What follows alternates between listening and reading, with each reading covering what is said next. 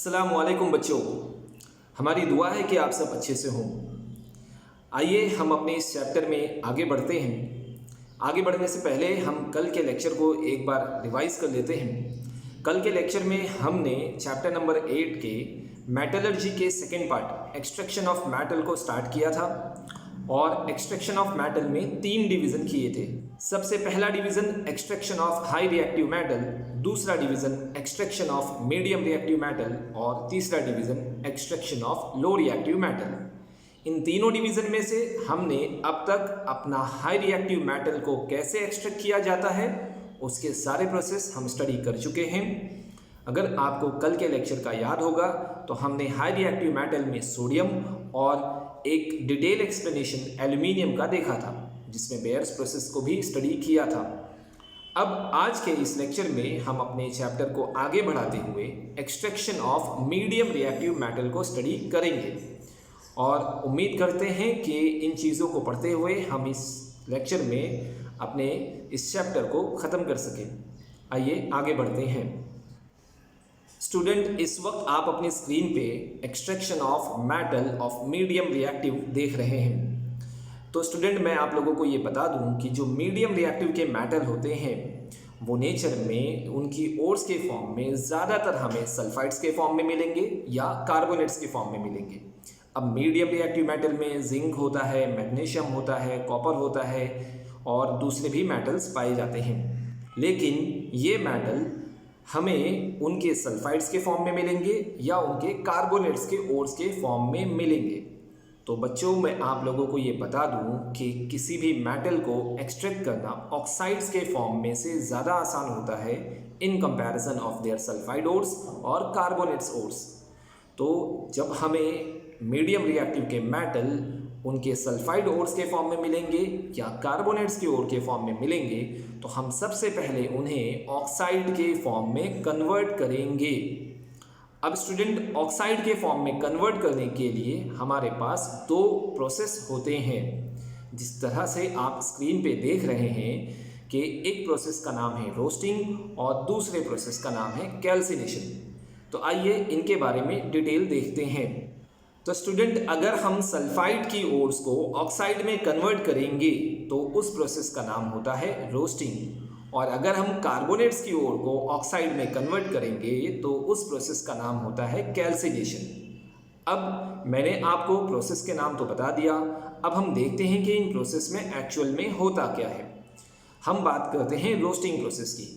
Roasting process, जैसा कि आप जानते हैं कि सल्फाइड की ओर को अगर हम ऑक्साइड्स की ओर में कन्वर्ट करेंगे तो रोस्टिंग का प्रोसेस यूज़ किया जाता है।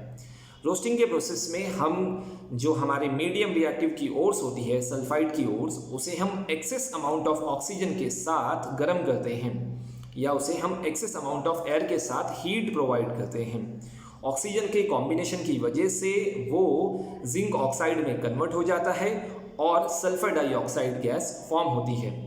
इस रिएक्शन को आप नीचे फर्स्ट वाली इक्वेशन में भी ऑब्जर्व कर सकते हैं।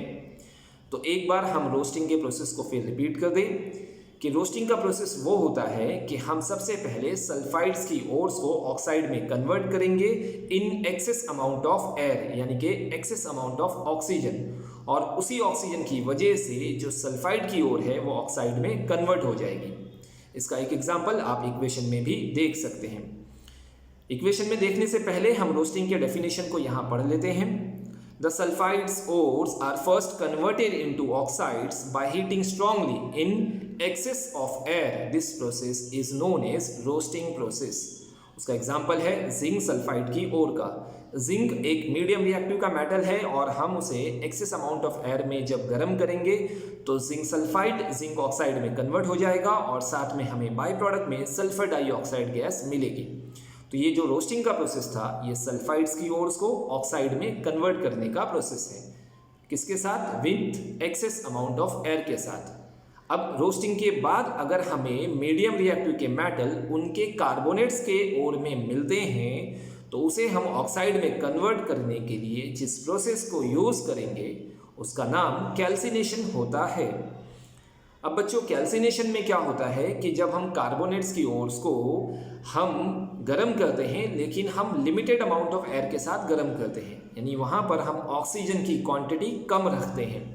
तो एक्सेस अमाउंट ऑफ हीट की वजह से, ज़्यादा गर्म करने की वजह से वो डीकम्पोजिशन रिएक्शन शो करता है और वो ऑक्साइड में कन्वर्ट हो जाता है और बाई प्रोडक्ट में हमें दूसरी गैसेस मिलती हैं। तो एक बार हम कैल्सिनेशन के प्रोसेस को यहाँ रीड कर दें। The carbonates ores are changed into oxide by heating strongly in limited amount of air. This process is known as calcination. यानी कि कार्बोनेट्स की ओर्स को हम ऑक्साइड्स में चेंज करते हैं, लेकिन कैसे? लिमिटेड अमाउंट ऑफ ऑक्सीजन में उसको हीट किया जाता है। तो इसलिए कार्बोनेट की ओर ऑक्साइड में कन्वर्ट हो जाती है और उसका एक एग्जाम्पल आप अपने बॉटम पे देख भी सकते हैं। जिंक कार्बोनेट का एग्जाम्पल यहाँ लिया गया है। हम उसे हीट करेंगे तो जिंक ऑक्साइड में वो कन्वर्ट हो जाएगा और साथ में हमें बाय प्रोडक्ट में कार्बन डाइऑक्साइड गैस मिलेगा। तो स्टूडेंट, मीडियम रिएक्टिव मेटल को एक्सट्रैक्ट करने के लिए मैंने जैसा आपको बताया कि सबसे पहले वो अगर सल्फाइड या कार्बोनेट्स के फॉर्म में है तो उसे हम ऑक्साइड में कन्वर्ट करेंगे। ऑक्साइड में कन्वर्ट करने के लिए हमने दो प्रोसेस पढ़े, रोस्टिंग और calcination. Roasting excess amount of air के साथ होता है और कैल्सिनेशन बहुत ही लिमिटेड अमाउंट ऑफ एयर के साथ होता है। अब एक बार जब ये ओर्स उनके सल्फाइड या कार्बोनेट से ऑक्साइड में कन्वर्ट हो जाते हैं तो उसमें से हम मेटल को बहुत आसानी से रिडक्शन प्रोसेस के थ्रू एक्सट्रैक्ट कर सकते हैं। तो आइए हम देखते हैं कि किस तरह से हमने आगे ऑक्साइड्स में से मेटल को एक्सट्रैक्ट किया है बाय यूजिंग रिडक्शन प्रोसेस। तो अब रिडक्शन कराने के लिए हमारे पास दो स्टेप होते हैं। एक, हम रिडक्शन के तौर पर कुछ ऐसे रिड्यूसिंग एजेंट को यूज़ कर सकते हैं जो रिडक्शन प्रोसेस करा सकते हैं, जैसे कि कार्बन। या हम दूसरे ऑप्शन में इस तरह जा सकते हैं कि हम हाई रिएक्टिव मेटल को यूज़ करें और वो हाई रिएक्टिव मेटल वहाँ से डिस्प्लेसमेंट रिएक्शन शो करता हुआ मेटल को एक्सट्रैक्ट कर सकता है। आइए इसे एग्जाम्पल के साथ ऑब्जर्व करते हैं। तो स्टूडेंट, जैसा कि आप इस वक्त अपने स्क्रीन पे देख रहे हैं कि रिडक्शन के दो प्रोसेस बताए गए हैं या दो तरीके बताए गए हैं। एक मेथड में यह है कि हम सूटेबल रिड्यूसिंग एजेंट यूज़ करें, जैसे कि मैंने आपको कहा था कि कार्बन, और दूसरा तरीका यह है कि हाई रिएक्टिव मेटल को भी यूज़ किया जा सकता है। तो सबसे पहले हम कार्बन के एग्जाम्पल देखते हैं और ये देखते हैं कि अगर हमारे पास जिंक ऑक्साइड जो कि ऑक्साइड में कन्वर्ट हो चुका है, उससे हमें जिंक को सेपरेट करना है, जिंक को एक्सट्रैक्ट करना है। तो अब हम जिंक ऑक्साइड के साथ कार्बन का रिएक्शन कराएंगे। कार्बन एक रिड्यूसिंग एजेंट है और वो उसमें से रिडक्शन प्रोसेस कराएगा। और हम सब जानते हैं कि रिडक्शन का मतलब होता है लॉस ऑफ ऑक्सीजन। तो जिंक ऑक्साइड में से वो ऑक्सीजन को सेपरेट करेगा और कार्बन मोनोऑक्साइड गैस फॉर्म करेगा। एक बार जिंक ऑक्साइड में से ऑक्सीजन सेपरेट हुआ तो इसका मतलब जिंक का मेटल एक्सट्रैक्ट हो गया।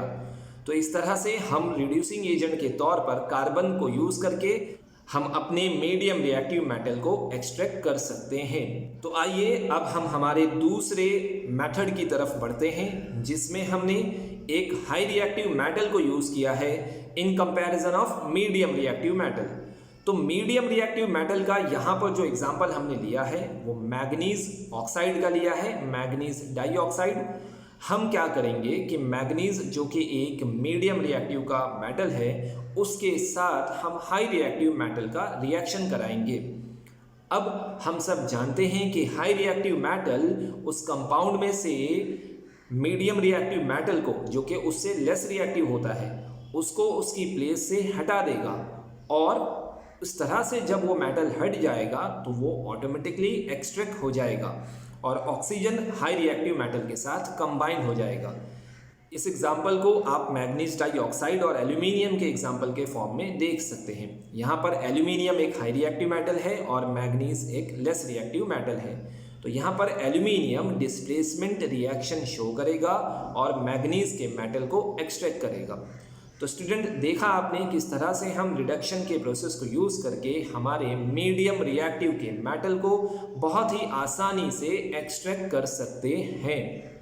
मीडियम रिएक्टिव के मेटल के एक्सट्रैक्शन को समझने के लिए हम एक और एग्जाम्पल को यहाँ देख रहे हैं, फेरस ऑक्साइड और एल्यूमिनियम के साथ। फेरस ऑक्साइड में से आप जो फेरस है वो हमारा मीडियम रिएक्टिव का मेटल है और हम उसे एक्सट्रैक्ट करना चाहते हैं।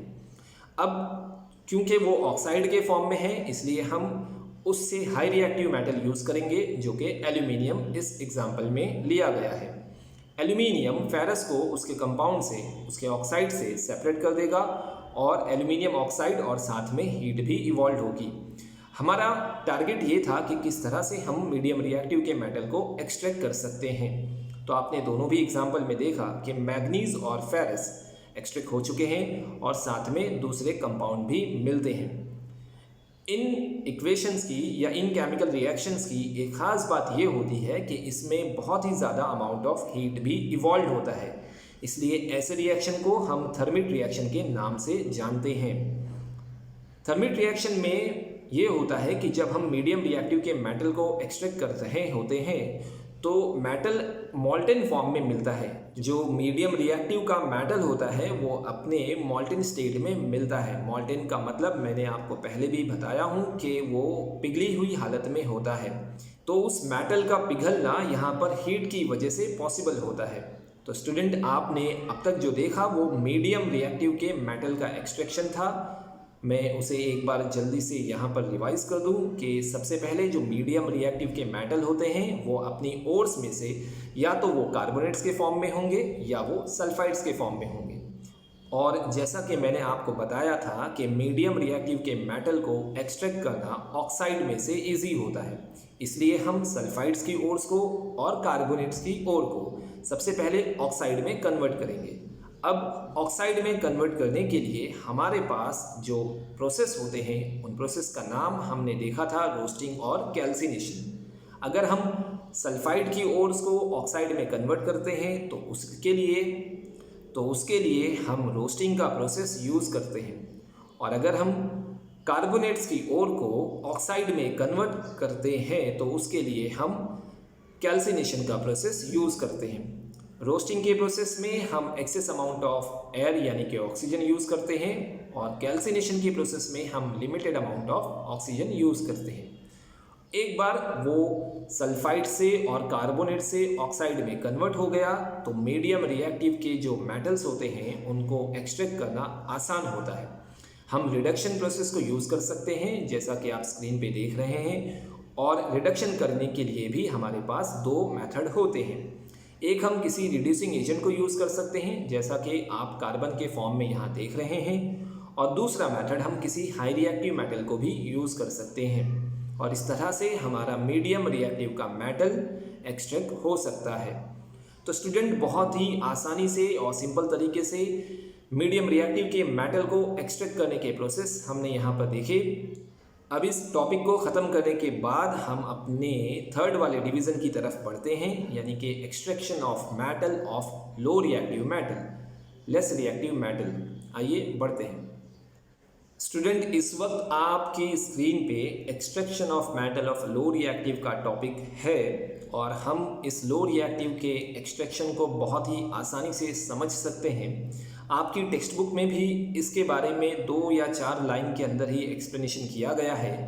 सबसे पहली बात तो जो लो रिएक्टिव के मेटल होते हैं वो नेचर में ज़्यादातर फ्री स्टेट में अवेलेबल होते हैं। एग्जाम्पल आपके सामने गोल्ड और प्लैटिनियम का है, लेकिन इन्हीं में से कुछ ऐसे भी लो रिएक्टिव के मेटल होते हैं जो नेचर में वो सल्फाइड्स के फॉर्म में होते हैं या ऑक्साइड्स के फॉर्म में प्रेजेंट होते हैं। खासकर हम कॉपर के एग्जाम्पल को और मर्क्यूरी के एग्जाम्पल को देख सकते हैं। तो कॉपर के एग्जाम्पल में अगर हम देखें तो कॉपर का जो मेटल है वो अपने ओर्स के फॉर्म में सल्फाइड के फॉर्म में प्रेजेंट होता है। स्टूडेंट, कॉपर की ओर यानी कि कॉपर सल्फाइड में से जब हम कॉपर के मेटल को एक्सट्रैक्ट करने की कोशिश करते हैं तो बहुत ही सिंपल तरीके से हम उसे एक्सेस अमाउंट ऑफ एयर के साथ हीट करते हैं। तो सबसे पहले वो कॉपर ऑक्साइड में कन्वर्ट हो जाता है, और फिर हम उसी प्रोसेस में ओर्स को कंबाइन करके कॉपर के मेटल को एक्सट्रैक्ट कर सकते हैं। आप जैसे कि इस वक्त अपनी स्क्रीन पे 2 इक्वेशन देख रहे हैं, आइए उसे हम समझते हैं। पहली इक्वेशन में आप देख रहे हैं कि कॉपर सल्फाइड का जो ओर है वो ऑक्सीजन के साथ जब कंबाइन होता है तो सबसे पहले वो प्रोडक्ट साइड में कॉपर ऑक्साइड और सल्फर डाइऑक्साइड के प्रोडक्ट बनाता है।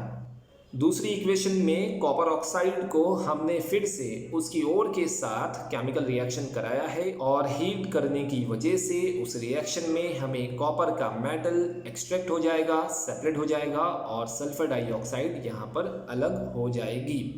तो स्टूडेंट बहुत ही आसान तरीके से हमने लो रिएक्टिव के मेटल को यहाँ पर एक्सट्रैक्शन करने का प्रोसेस देखा और अब हम अपने तीनों भी टाइप के मेटल जैसे कि medium reactive metal, high reactive metal और लो रिएक्टिव मेटल के एक्सट्रैक्शन के प्रोसेस को हम देख चुके हैं। अब हमारा अगला टॉपिक होगा इस चैप्टर का रिफाइनिंग ऑफ मेटल। सबसे पहले तो मैं एक बार आपको याद दिला दूं कि रिफाइनिंग ऑफ मेटल जो है वो हमारे मेटलर्जी के 3 डिवीज़न में से तीसरा डिवीज़न है। आपको 3 डिवीज़न में से पहला याद होगा कॉन्सेंट्रेशन ऑफ ओर, दूसरा एक्सट्रैक्शन ऑफ मेटल जिसे हमने अभी अभी ख़त्म किया है और तीसरा रिफाइनिंग ऑफ मेटल। तो आइए स्टूडेंट हम रिफाइनिंग ऑफ मेटल के छोटे से पैराग्राफ को ऑब्जर्व कर लेते हैं और जल्द से जल्द उसे भी ख़त्म करते हैं। स्टूडेंट आपके सामने स्क्रीन पे रिफाइनिंग ऑफ मेटल का टॉपिक है। हम ये बात बता दें आपको कि जब हम मेटल को एक्सट्रैक्ट करते हैं, जो हमारा रिडक्शन का प्रोसेस होता है, जैसे कि हमने हाई रिएक्टिव मेटल में देखा था रिडक्शन प्रोसेस, मीडियम रिएक्टिव में देखा था, तो उनमें से जो भी मेटल सेपरेट होते हैं या एक्सट्रैक्ट होते हैं वो अब भी पूरी तरीके से प्योर फॉर्म में नहीं होते। उनके अंदर अब भी दूसरी इम्प्योरिटीज़ भी होती है जिसे हमें हर हालत में मेटल को प्योर फॉर्म में कन्वर्ट करने के लिए सेपरेट करने की ज़रूरत होती है। तो अब आप सोच रहे होंगे कि कौन से ऐसे मेथड को यूज़ किया जाए कि हमारा मेटल एकदम प्योर फॉर्म में कन्वर्ट हो जाए। तो आप थर्ड वाले पॉइंट पे ध्यान दीजिए। The most widely use method for refining impure metal is electrolytic refining, यानी कि एक बार फिर हम इलेक्ट्रिसिटी का मेथड यूज़ करके जो हमारे इम्प्योर मेटल मिलते हैं उसे हम प्योर फॉर्म में कर सकते हैं। तो यही रिफाइनिंग ऑफ मेटल का छोटा सी पैराग्राफ था जिसे हमने अभी ख़त्म किया। अब हम इस चैप्टर के अगले टॉपिक की तरफ बढ़ते हैं। स्टूडेंट इस वक्त आप जो टॉपिक देख रहे हैं करोजन ऑफ मेटल, ऐसा ही एक टॉपिक हमने अपने थर्ड वाले चैप्टर में भी देखा था करोजन का, और उसमें हमने कुछ छोटे छोटे से टॉपिक देखे थे कि करोजन क्या चीज़ होती है, उसकी डेफिनेशन भी हम लोग वहाँ पर पढ़ चुके हैं। एक बार उसी टॉपिक को यहाँ पर डिटेल में समझना है और ये भी देखना है कि हम मेटल्स को करोड होने से किस तरह से प्रिवेंट कर सकते हैं और वो कौन से ऐसे मेथड हैं जिसे आजकल के टाइम पे यूज़ किया जाता है। तो सबसे पहले मैं करोजन ऑफ मेटल में आपको बता दूं कि करोजन का मतलब ये होता है कि मेटल जो होते हैं वो अपने इन्वायरमेंट के साथ, एयर के साथ, एसिड के साथ, मॉइस्चर के साथ केमिकल रिएक्शन कर करके थोड़े से ख़राब होते जाते हैं। जैसे कि हमने अक्सर अपने सराउंडिंग में आयरन के मेटल को देखा होगा कि वो रस्ट के फॉर्म में कन्वर्ट हो जाता है। तो आइए करोजन की डेफिनेशन को एक बार यहाँ रिपीट कर लें। Corrosion is a slow process of decay or destruction of metal by air, acid, moisture and environment। यानी कि कहने का मतलब ये है कि करोजन एक ऐसा प्रोसेस है जो इन्वायरमेंट के साथ मेटल का जब रिएक्शन होता है तो उस मेटल में डिस्ट्रक्शन होता है या वो मेटल अपनी क्वालिटी ख़राब करता है। इस वक्त आप एक पॉइंट देख रहे हैं, corrosion is the degradation of metals due to reaction with its environment. मतलब कि जब वो अपने इन्वायरमेंट के साथ रिएक्शन करता है तो मेटल में करोजन का प्रोसेस होता है। आइए कुछ एग्जांपल देखते हैं। ये रहा आपका पहला एग्जांपल। आप देख रहे होंगे कि किस तरह से मेटल अपने इन्वायरमेंट के साथ रिएक्शन करके, एयर के साथ, मॉइस्चर के साथ रिएक्शन करके उसकी क्वालिटी ख़राब होती है और वो अपनी ओरिजिनल कंडीशन में नहीं होता। ये 2-3 पिक आप देख करके समझ सकते हैं कि करोजन क्या होता है। अगले टॉपिक में हमें इसी करोजन से बचने के कुछ मेथड को समझना होगा। आइए हम अपने अगले और आखिरी टॉपिक की तरफ बढ़ते हैं। तो स्टूडेंट हमारा अगला टॉपिक है प्रिवेंशन ऑफ करोजन। मतलब ये कि हम किस तरह से मेटल को करोड होने से बचा सकते हैं, उसके लिए हम कौन कौन से मेथड को यूज़ करेंगे।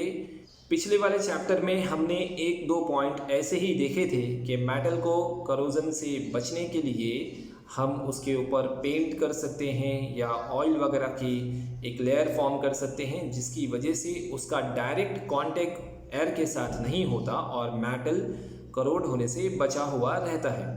आइए आज हम कुछ मॉडर्न टेक्निक को ऑब्जर्व करते हैं कि मेटल को लॉन्ग टाइम के लिए बचाने के लिए हम कौन कौन से मेथड को यूज़ कर सकते हैं। तो स्टूडेंट यहाँ पर हम कुछ 4-5 टॉपिक पढ़ेंगे, जिसमें से सबसे पहला जो मेथड है वो है गैल्वेनाइजिंग। गैल्वेनाइजिंग के मेथड में ज़्यादातर आयरन और स्टील जैसे मेटल्स को हम करोड होने से प्रिवेंट करने के लिए यूज़ करते हैं। इस मेथड में जिंक की कोटिंग की जाती है आयरन के ऊपर, और इसके एग्जांपल में आप आयरन नेल्स को देख सकते हैं, या जो स्क्रू जिसे हम कहते हैं, या जो हमारे पास आयरन नेल्स होते हैं, या जिसे हम अपनी भाषा में आयरन की पिन्स कहते हैं, टाचनी जिसे आप कहते हैं। इन सारे एग्जांपल्स को आप ऑब्जर्व कर सकते हैं। इसके ऊपर जो एक शाइनी सी लेयर होती है वो जिंक की होती है, और कुछ टाइम के बाद जब उस पर से जिंक की लेयर सेपरेट हो जाती है या वो खुद ख़त्म हो जाती है, तो आपको इंटरनली आयरन का मेटल ऑब्जर्व हो सकता है। तो एक बार मैं फिर बता दूं कि गैल्वेनाइजिंग को याद रखने के लिए आप लास्ट में जिंक का नाम ध्यान में रखें कि हम आयरन जैसे मेटल को प्रोटेक्ट करने के लिए जिंक की कोटिंग करते हैं, और यहाँ उसे एक पिक्चर के थ्रू बताया गया है कि कैसे उस पर कोटिंग की जाती है। गैल्वेनाइजिंग के बाद हम दूसरे टॉपिक की तरफ बढ़ते हैं, जिसका नाम है टिनिंग। अब मैं आपको फिर याद दिला दूं कि जिस तरह से गैल्वेनाइजिंग में जिंक की कोटिंग की जाती है, टिनिंग के मेथड में हम टिन नाम के मेटल की कोटिंग करते हैं। इसी टिनिंग को हम अपनी रीजनल लैंग्वेजेस में या कॉमन भाषा में कल्हाई के नाम से भी जानते हैं। अगर आपको रीजनल लैंग्वेज का वर्ड कल्हाई समझ में नहीं आ रहा तो कोई बात नहीं, हम उसके पिक्चर्स यहाँ देखते हैं और देखते हैं कि कैसे मेटल्स को हम टिनिंग करके प्रिवेंट कर सकते हैं। तो आप ये देख रहे हैं कि किस तरह से एक मेटल के वेसल को किसी दूसरे, यानी कि स्पेशली टिन जो मेटल होता है उसकी कोटिंग की जाती है। पहले उसे मेल्ट करके उसके ऊपर उसकी पूरी पॉलिश की जाती है। तो ये टिनिंग का मेथड था। सबसे पहले इस टिनिंग का फ़ायदा ये होगा कि इंटरनल जो हमारा इम्पॉर्टेंट मेटल है वो एयर से, मॉइस्चर से और दूसरे इन्वायरमेंट के जो रिएक्टिव कंपोनेंट्स होते हैं उनसे डायरेक्ट टच में नहीं होता, इसलिए हमारा मेटल काफ़ी सालों तक प्रिवेंट रहता है करोजन से। टिनिंग का जो मेथड है ज़्यादातर वो कॉपर के मेटल्स में और ब्रास नाम की जो अलॉय होती है उसमें यूज़ किया जाता है। अब हम टिनिंग के बाद अपने अगले टॉपिक की तरफ बढ़ते हैं, और उसका नाम है इलेक्ट्रोप्लेटिंग। इलेक्ट्रोप्लेटिंग एक इलेक्ट्रिसिटी वाला मेथड है जिसमें हम किसी एक मेटल की लेयर को दूसरे मेटल पे कोट करते हैं। आइए उसके एग्जांपल देखते हैं। इस पिक्चर के थ्रू आप उसके एग्जाम्पल को समझ सकते हैं। मैं इलेक्ट्रोप्लेटिंग में ये भी बता दूं कि इलेक्ट्रोप्लेटिंग में जिस मेटल की कोटिंग की जाती है वो लेस रिएक्टिव होता है, और जिस पर कोटिंग की जाती है वो मोर रिएक्टिव होता है। मैं ये कह सकता हूं कि इलेक्ट्रोप्लेटिंग में इलेक्ट्रोलाइसिस के मेथड को यूज़ करके एक लेस रिएक्टिव मेटल को कोट किया जाता है मोर रिएक्टिव मेटल पर, और इस तरह से हम अपने मोर रिएक्टिव मेटल को करोड होने के प्रोसेस से सेव कर सकते हैं। यहाँ आप एग्जाम्पल में देख रहे होंगे कि एक स्पून है और एक सिल्वर की प्लेट है। अब हम स्पून पे सिल्वर की जो कोटिंग कर सकते हैं, सिल्वर एक लेस रिएक्टिव मेटल होता है और स्पून मेनली एल्यूमिनियम का होता है। तो इस तरह से हम सिल्वर की कोटिंग करके अपने स्पून को करोड होने से बचा सकते हैं। इलेक्ट्रोप्लेटिंग समझने के बाद हम अपने अगले टॉपिक की तरफ बढ़ते हैं, और उस टॉपिक का नाम है एनोडाइजिंग। ये एक बहुत ही फैमिलियर टॉपिक है, और आजकल के टाइम पे यानी आजकल के ज़माने में एनोडाइज किए हुए बहुत सारे आर्टिकल्स हमारे सराउंडिंग में आसपास में होते ही हैं। आइए एनोडाइजिंग के टॉपिक को समझते हैं। एनोडाइजिंग में सबसे पहले मैं आपको बता दूं कि एनोडाइजिंग में किसी दूसरे मेटल्स की कोटिंग नहीं की जाती। इलेक्ट्रोप्लेटिंग और एनोडाइजिंग में यही डिफरेंट है। इलेक्ट्रोप्लेटिंग में आपने देखा था कि हम किसी लेस रिएक्टिव मेटल की कोटिंग करते हैं, लेकिन एनोडाइजिंग में हम किसी दूसरे मेटल की कोटिंग नहीं करते, बल्कि जो मेटल्स पे हमको कोटिंग करनी होती है या जिन किसी भी मेटल, खासकर एनोडाइजिंग में एल्यूमिनियम और कॉपर के मेटल्स को प्रिवेंट किया जाता है या उसे एनोडाइज किया जाता है। तो इन्हें एनोडाइज करने का मेथड कुछ इस तरह से होता है कि हम एल्यूमिनियम और कॉपर के मेटल्स पे उन्हीं के मेटल, यानी एल्यूमिनियम का मेटल है तो एल्यूमिनियम ऑक्साइड, और अगर कॉपर का मेटल है तो कॉपर ऑक्साइड की एक थिक लेयर को फॉर्म कर देते हैं। उसे आप अपनी स्क्रीन पे भी देख सकते हैं। In this method metals like copper and aluminium are electrically coated with thin film of their oxide, यानी कि उन्हीं के ऑक्साइड को मेटल पे कोट किया जाता है। अगर एल्यूमिनियम को एनोडाइज करना है तो एल्यूमिनियम ऑक्साइड की एक लेयर कोट की जाएगी। अगर कॉपर को एनोडाइज करना है तो कॉपर ऑक्साइड की एक लेयर कॉपर के मेटल पे कोट की जाती है। इसका फ़ायदा कुछ इस तरीके से होता है कि जब वो मेटल्स एयर में आते हैं तो सबसे पहले वो ऑक्साइड की लेयर उस इंटरनल वाले मेटल को डायरेक्टली एयर में एक्सपोज नहीं करती, एक बैरियर का काम करती है, और वो लेयर इंटरनल मेटल को एयर के साथ या मॉइस्चर के साथ डायरेक्ट टच में होने से रोकती है। इस वजह से एनोडाइजिंग के जो मेथड है वो बहुत यूज़फुल होते हैं। आइए कुछ एग्जांपल हम देखते हैं। यहाँ इन पिक्चर्स में आप देख सकते हैं कि किस तरह से रॉड को एनोडाइज किया जाता है, और एनोडाइजिंग के कुछ आर्टिकल्स हमारे घरों में भी होते हैं, जैसे कि किचन आर्टिकल्स में आप एनोडाइज प्रेशर कुकर देख सकते हैं, या आप बहुत ही स्पेशली जो विंडो की जो स्लाइडिंग होती है उनके पैनल्स को अगर आप ऑब्जर्व करेंगे तो वो एनोडाइज किया हुआ होता है। अक्सर आजकल के हर घर में एनोडाइज विंडो यूज़ किए जाते हैं। तो एनोडाइजिंग का मेथड आपको समझ में आ गया होगा, और अब हम अपने अगले टॉपिक की तरफ बढ़ते हैं। और आप देख रहे हैं कि हमारा अगला टॉपिक अलॉय से रिलेटेड है। स्टूडेंट, करोजन से बचने का जो अगला टॉपिक और लास्ट वाला टॉपिक अलॉय है, और आपको मैं अलॉय का मतलब समझा दूं कि अलॉय में किसी दूसरे मेटल की कोटिंग नहीं की जाती, बल्कि अलॉय क्या होता है कि दो या उससे ज़्यादा मेटल्स और नॉन मेटल को मिक्स करके बनाया जाता है। आप सबसे पहले यहाँ एक क्वेश्चन देख सकते हैं, what is an alloy? A homogeneous mixture of two or more metals or a metal and a non metal is called as alloy. एक होमोजीनियस का मतलब ये होता है कि ऐसा सॉल्यूशन या ऐसा मिक्सचर जिसमें आप कंपोनेंट को डिफरेंट नहीं कर सकते या उसको आइडेंटिफाई नहीं कर सकते। मैं होमोजीनियस मिक्सचर की एक एग्जांपल आपके सामने बता दूं कि अगर आपको वाटर में सॉल्ट डिज़ोल्व करके दे दिया जाए तो आपको सॉल्ट दिखाई नहीं देता। ऐसे ही मिक्सचर को होमोजीनियस मिक्सचर कहा जाता है। बिल्कुल उसी तरीके से जब अलॉय को बनाया जाता है तो दो या उससे ज़्यादा मेटल या नॉन मेटल को एक दूसरे में मिक्स करके बनाया जाता है। यहाँ पर आप स्टील और ब्रोंज के एग्जांपल देख रहे होंगे। स्टील एक अलॉय है और ब्रोंज एक अलॉय है। स्टील स्पेशली आयरन का अलॉय है और ब्रोंज जो है वो कॉपर का अलॉय है।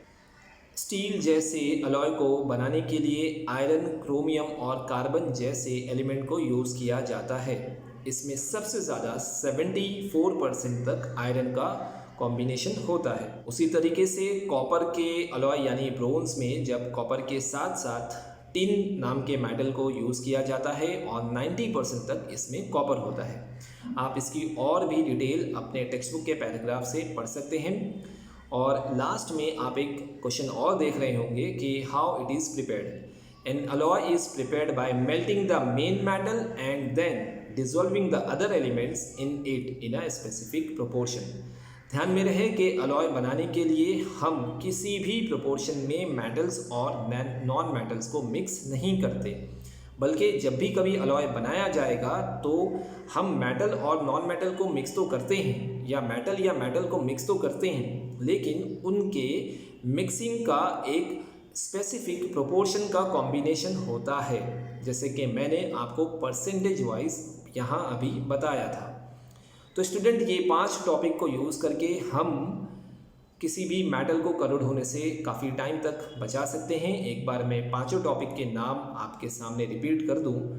सबसे पहला टॉपिक हमने गैल्वेनाइजिंग देखा था, जिसमें जिंक की कोटिंग आयरन पे की जाती थी। दूसरा टॉपिक हमने टिनिंग देखा था, जिसमें टिन की कोटिंग की जाती थी। तीसरा टॉपिक इलेक्ट्रोप्लेटिंग था, जिसमें लेस रिएक्टिव मेटल की कोटिंग किसी हाई रिएक्टिव मेटल पे की जाती थी। चौथा टॉपिक एनोडाइजिंग का था, जिसमें हम किसी मेटल की कोटिंग नहीं करते, बल्कि किसी भी मेटल को प्रिवेंट करना है, खासकर एल्यूमिनियम और कॉपर के मेटल पे एनोडाइज यूज़ किया जाता है, तो उसी के ऑक्साइड की लेयर को थिक फॉर्म में हम एक कोट कर देते हैं। तो एनोडाइजिंग के बाद जो हमारा पांचवा और आखिरी टॉपिक था प्रिवेंशन ऑफ करोजन से, वो है अलॉय। अलॉय का टॉपिक जब आप अपनी टेक्स्ट बुक में देखेंगे तो आपको नीचे की तरफ एक अमेलगम नाम का डेफिनेशन भी मिलेगा। एक्चुअल में अमेलगम हम उस वक्त कहते हैं अलॉय को जब किसी अलॉय बनाने के टाइम पे वन ऑफ दी जो कंपोनेंट होता है वो मर्क्यूरी होता है। मतलब कि जब हम अलॉय बनाने का काम कर रहे हैं तो उसमें से एक मेटल अगर मर्क्यूरी ऐड कर दिया जाए तो ऐसे अलॉय का नाम अमेलगम होता है। अक्सर ये 1 मार्क्स में पूछा जाता है। तो बच्चों, इन सारे टॉपिक्स को आप एक मर्तबा रिवाइज कर लीजिएगा। जब तक आप चीज़ों को रिवाइज नहीं करेंगे आपको वीडियोस देख करके ज़्यादा कुछ हासिल होने वाला नहीं है। हम बार बार अपने लेक्चर्स में ये बात कहते हैं कि आप कॉन्सेप्ट को समझिए, समझने के बाद उसे क्वेश्चन आंसर के फॉर्म में याद करिए। जब तक आप चीज़ों को याद नहीं करेंगे तो आप सब जानते हैं कि हमारे एजुकेशन सिस्टम में जब एग्ज़ामिनेशन होंगे तो आपको कितना समझा है वो नहीं देखा जाएगा, आप कितना पेपर पे रिप्रेजेंट करते हो वो देखा जाता है। तो प्लीज़ आप इन सारे कॉन्सेप्ट को रिवाइज करिए। इनसे रिलेटेड जो भी क्वेश्चन टेक्स्ट बुक में अवेलेबल है उन्हें आप याद करिए। नोट्स आप लोगों को मिल चुकी हैं, या जिन बच्चों ने अब तक नोट्स ऑफिस से नहीं लिए हैं मैं उनसे रिक्वेस्ट करता हूं कि वो आएँ और जल्द से जल्द नोट्स को लेकर के जाएं। इन्हीं सब इंस्ट्रक्शन के साथ मैं इस चैप्टर को यहाँ पर ख़त्म करता हूँ। अब हम मिलते हैं अपने अगले लेक्चर में। अस्सलाम वालेकुम।